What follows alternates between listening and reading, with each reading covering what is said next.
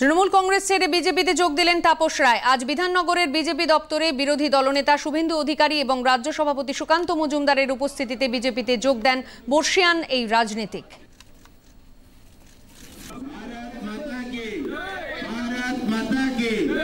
আমি আজ থেকে বিজেপি পরিবারের এবং মোদিজি পরিবারের সদস্য হলাম।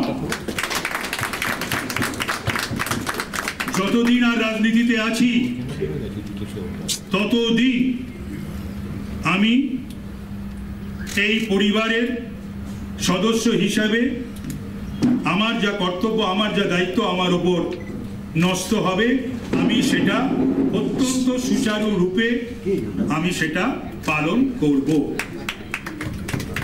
আমি রাজ্যের এবং কেন্দ্রের নেতৃত্বের কাছে আমি কৃতজ্ঞ, তারা আমাকে গ্রহণ করেছে। এবং সঙ্গে সঙ্গে আমি এই কথাও বলি যে বাংলার বুকে যে অরাজক পরিস্থিতি, একটি সরকার, যে সরকার শেখ শাহজাহানদের সরকার, উত্তম সর্দারের সরকার, জয় হাজরাদের সরকার, শিবু হাজরাদের সরকার, এবং যে সরকার সংবিধান আইন কানুনের কথা বলে কিন্তু হাইকোর্টের রায় মানে না, নির্দেশ মানে না, সুপ্রিম কোর্টের রায় মানে না, নির্দেশ মানে না,